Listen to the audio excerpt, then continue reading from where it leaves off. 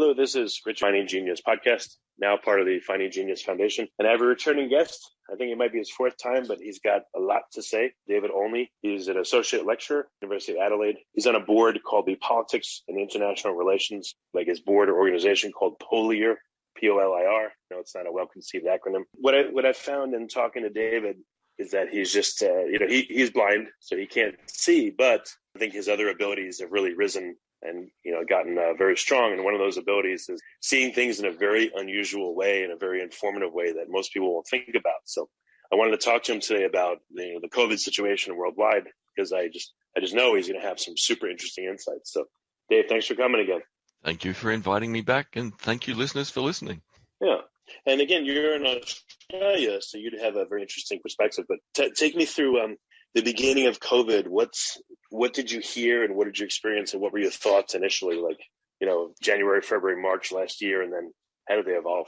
It was very interesting being in Australia in the early period because, of course, we have an enormous number normally of Chinese students at our university. And as people started talking about COVID, what became clear to me as someone teaching in a university is if we don't make decisions about this globally soon, work out what it is, work out if it's really dangerous, work out if we're going to lock down, we are going to get tens of thousands of teenagers from China arrive back here in late February to start university in the first week of March, which is the beginning of our university year, and we are going to be one of the epicenter countries of COVID, whatever it is. So what was really interesting is I think this must have been fairly effectively briefed to our senior politicians in Canberra, because we went literally straight from watching it from a distance, going, look, we're watching, we're paying attention, to closed borders, no one comes in, no one goes out, and locking most of our cities down for 6 weeks, literally overnight in mid-February. So to put it in perspective, I'd been in Canberra the week before and everyone was wondering when it was going to happen. And then just bang, the next week, literally, I think it was literally on a Wednesday, everything changed. So Tuesday, the world's normal. Wednesday, it's radically different. On top of dodging that bullet, though, we had some major cruise ships come into Sydney. So the very big, beautiful city on our east coast, where COVID was probably already loose.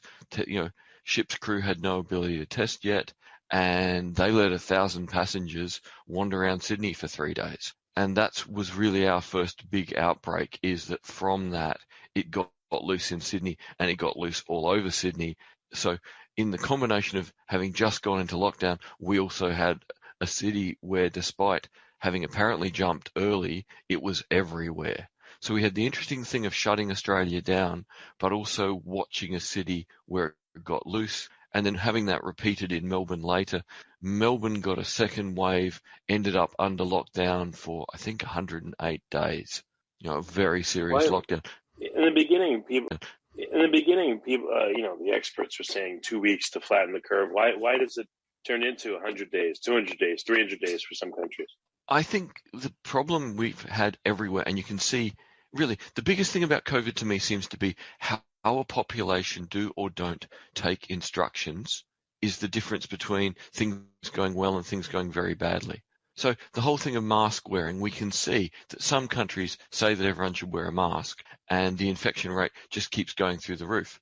And then I'll ask people to go, okay, describe to me photos of how people are wearing their masks. Oh, they're not covering their nose. Or they're taking it on and off every time they talk to everyone. Or they're constantly touching their mask in their face, which means every time they touch a surface in the environment and touch their mask, they're literally reinfecting themselves with whatever was on that surface. So I think what we see very much is populations who can follow rules and decide they are going to follow the rules for the public good get on top of this fairly well. So for 3 days in Australia, there have been no COVID cases, no new cases other than return travellers who are in medical quarantine in medical hotels. So we're willing to take orders. We're willing to learn to put a mask on and off properly.